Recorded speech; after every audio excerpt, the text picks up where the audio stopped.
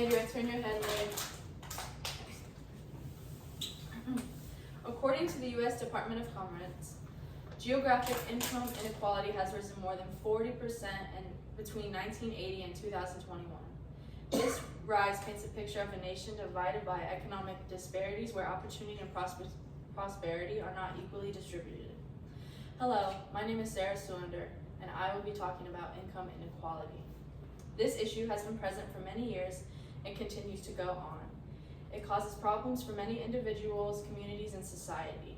Not only does it affect social unity and fairness, but also interferes with economic growth and stability.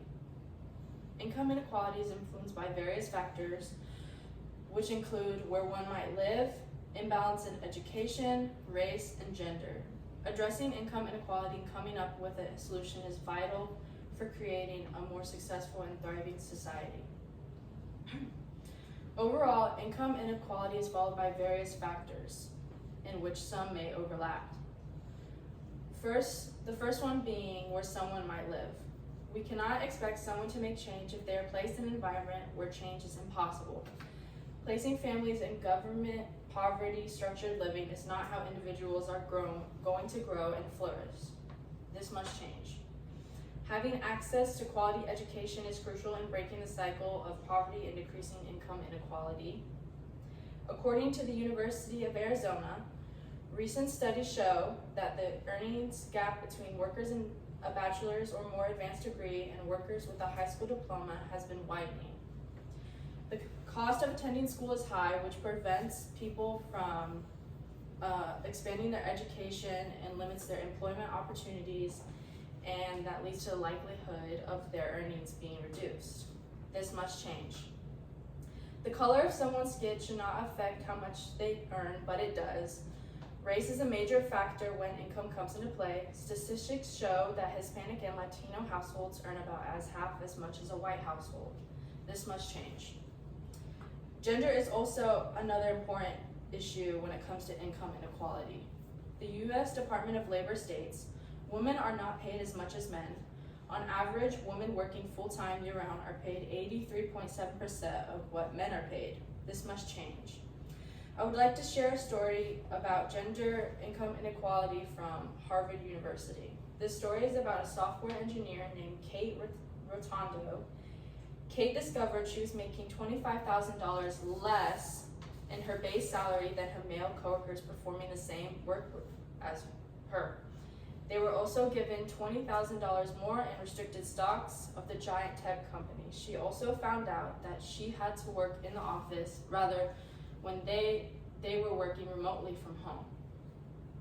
She found this disappointing and an insult. She filed a complaint with the EEOC, which is the U.S. Equal Employment Opportunity Commission, but they did not achieve the justice that she deserved. As a young female, gender income inequality could affect my pay in the future compared to my male colleagues. Therefore, this must change. There are multiple solutions which can help improve income inequality. One of the first things that can be done to positively affect income inequality is increase the minimum wage.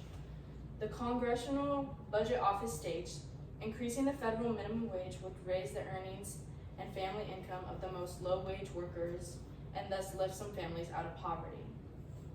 Expanding the Earned Income Tax Credit is another solution to reducing income inequality. The EITC provides benefits of millions of workers and families. It raises check-ins and savings accounts between various low-income households, especially single mothers.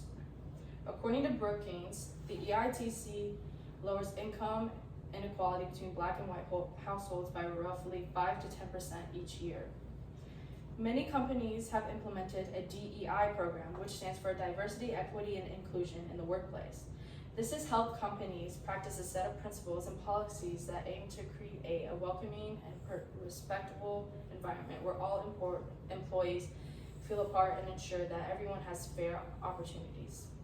I personally believe if this was mandated by the EEOC, it would make a huge difference among all workplaces. In closing, I am asking you to consider your future and your children's futures based on the information I have presented to you, and challenge you to see what change you can make.